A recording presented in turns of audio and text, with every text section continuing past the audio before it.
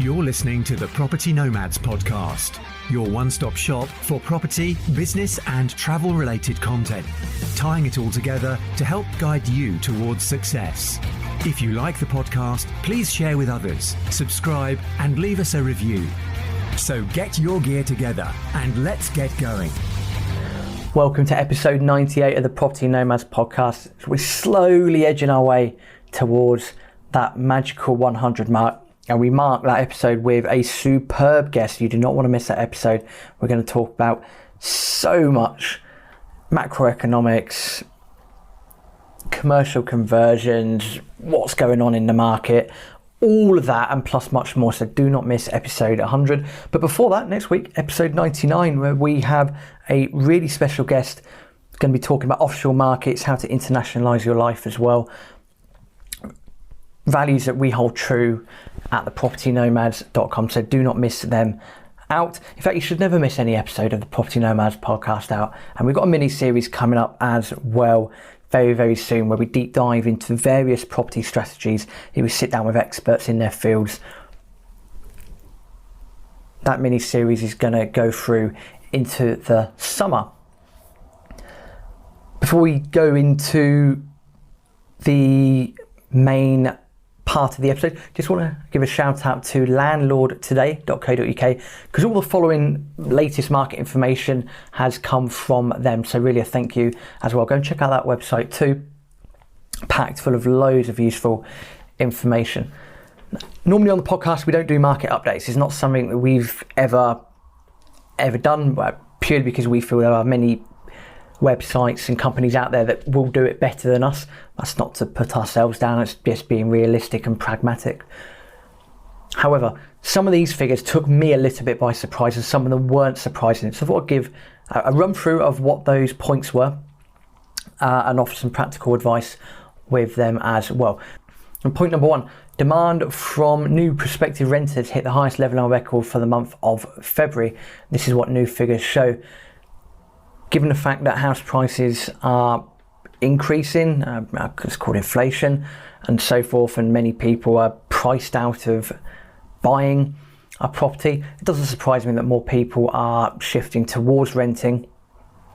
I think with how immigration numbers work and birth rates, etc., that the population in the UK is, it's pretty much always going to be increasing, I would imagine, in our lifetimes.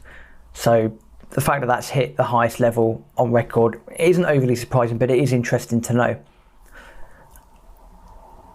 With the demand for renters growing, the number of tenants experiencing rent hikes, again in February 2020, increased by 34% year on year. With all the changes that have happened in the last couple of years, Section 24, other various tax changes as well, that has a massive effect on the bottom line of the landlord. And if lettings agents aren't able to make as much money as possible through various bits and pieces, some of them have ultimately passed those costs on to the landlord as well. And if as a landlord you sat there, you're operating a business, your base expenses have gone up, and again you're running a property business, one of the ways that you'll look to make money is by passing that cost on to the tenants.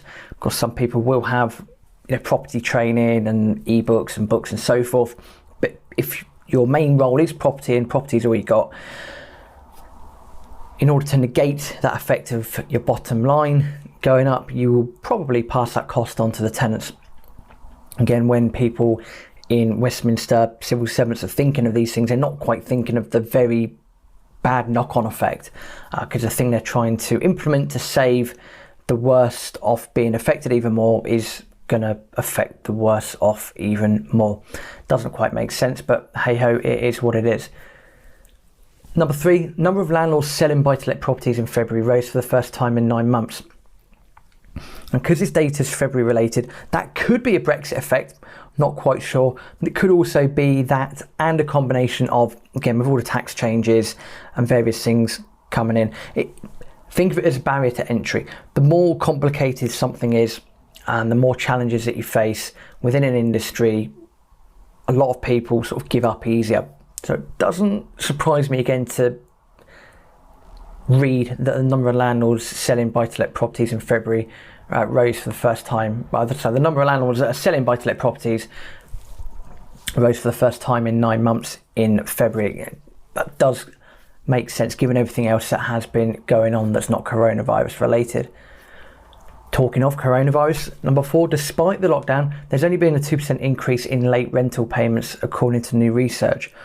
If you read the news or listen to the news every day, you would think that we're in absolute Armageddon, no one's ever going to pay their rent ever again and whatnot. It's not that bad. This number was quite surprising. I thought it would be higher, but according to new research, it isn't. Really, at the end of the day, although people are losing jobs, or some people have been furloughed, what people aren't realising, let's just take an example. If you've been furloughed, you're on 80% of your wages. But if you're going out 2 or 3 times a week, you're going to the pub after work every other day, you're going to the cinema, etc., etc. That's a lot of expense that will build up over time because of lockdown and whatnot. That's not happening. People are not going out to eat at restaurants. People aren't going to the cinema. So actually people's expenditure has decreased quite dramatically as well. So really, there is no reason, again, I'm just using this as an example, why rental payments should be late. That's really where you need an excellent lettings agent in the middle that's able to work with a tenant, have a chat with them, work with them and just get the rent in basically. Of course, everyone's situation is going to be different, but again, what I mean by that is a 2% increase is quite low. I thought it would be a bit higher. Then again, we shouldn't believe everything we read in the media because the knock-on effect of people, again, for example, being on furlough is that their expenditure has actually probably gone down as well because they're doing the things that they were doing, they're not doing now. And then finally, number 5, average monthly rents across the country increased by just £2.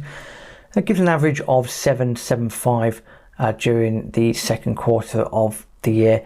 Again, with inflation, the fact that there's higher demand, people will slowly put their prices up, I imagine. It is what it is. Again, that just doesn't surprise me. So thanks to Landlord Today for that. Just to recap, number 1, demand from new prospective renters hit the highest level on record for the month of February.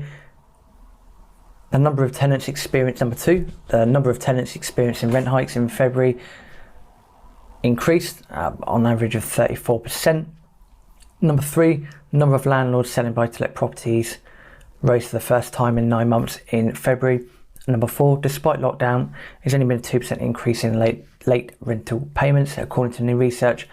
Number 5, average monthly rents across the UK hit an average of £775. That's where the market stands at the moment. What's going to happen in the future? I guess we don't really know. There's a lot of hypothesis.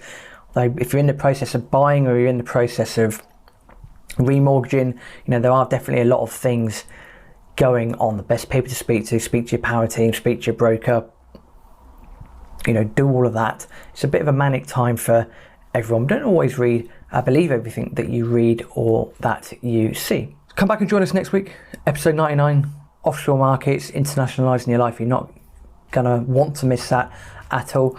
And finally, before we part ways, just to let you know that we are in the process of doing a little bit of rebranding with the website and whatnot. Check out tpnpodcast.com.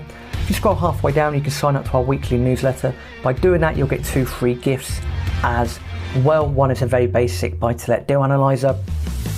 The other one being a 25-year strategic target setter. www.tpnpodcast.com. Sign up for the weekly newsletter. The weekly newsletter is a very light-hearted affair. It could be about anything business, travel or property related. So a nice random light-hearted newsletter just to put a smile on your face every week. Until next time, auf Wiedersehen.